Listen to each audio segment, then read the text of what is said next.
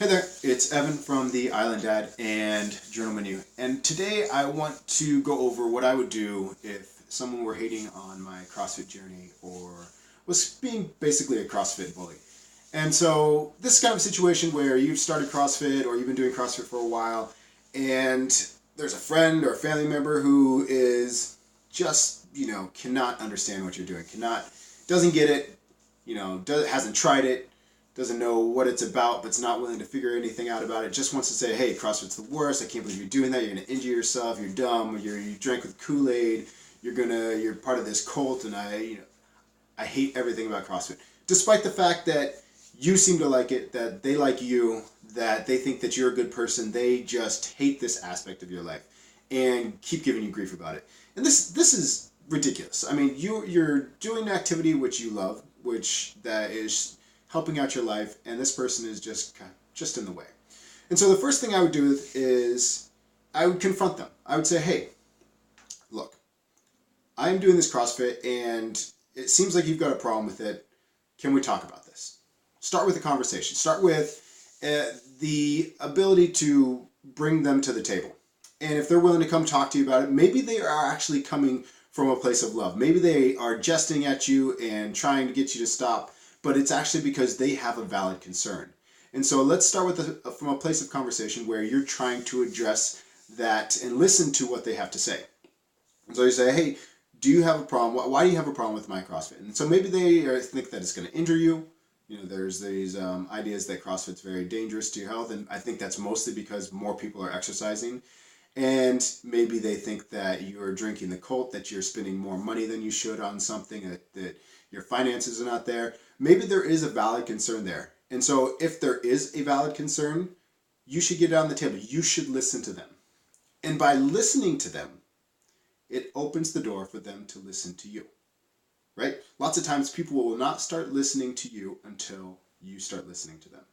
And so once you've opened that door to them listening to you, then you start talking in why CrossFit is something that you feel is a good part of your life.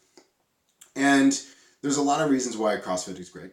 I would say I've not drank the Kool-Aid anymore because I have a more moderate, effect. I think it's great for me, but I don't extol its benefits to everyone that I meet.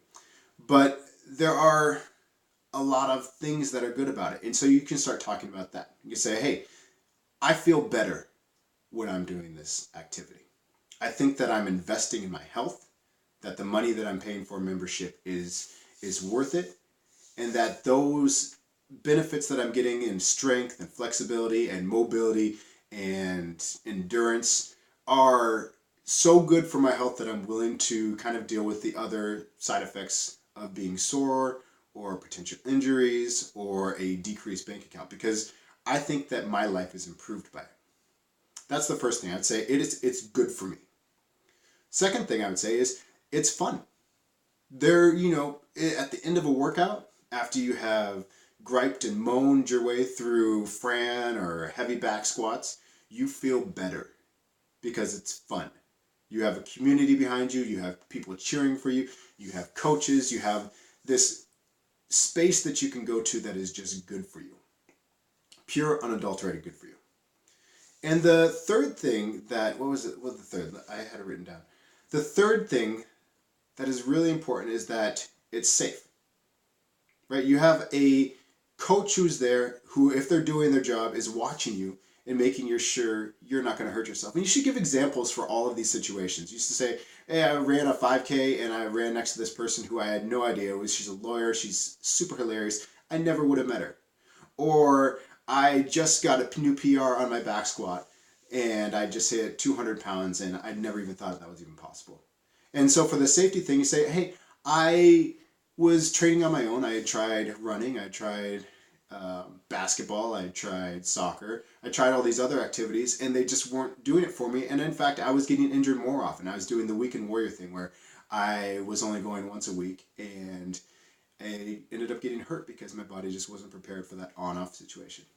And with CrossFit, I'm able to go 3 to 5 times a week, and it's just, I just go and go and go. My body is able to stay healthy because it's working out that much more and that much more frequently. So if this person who is hating on you is still hating on you after listening to your reasoning for it, that's fine. Okay, so you haven't been able to convince them that it's good for you. Let's try a different approach. Let's say, hey, you have this hate that you feel.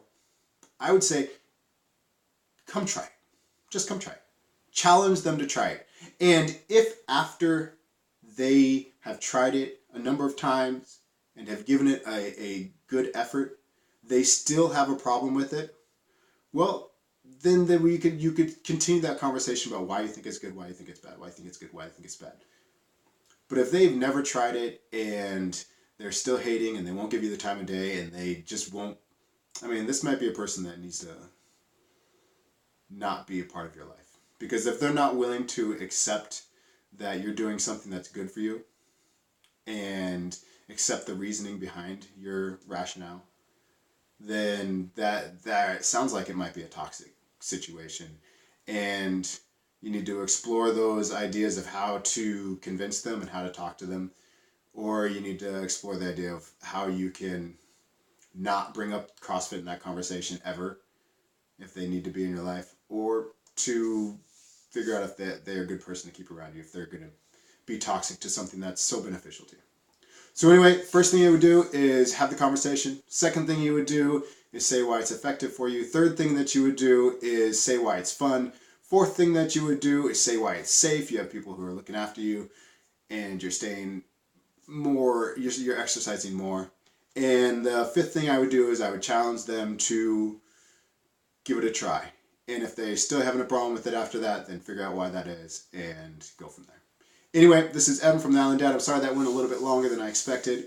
And if you need any more advice or you need a little journal to help you stay on track of things, come look us up. And if you like this video, give me a thumbs up in the comments, or hopefully we'll see you again for next time.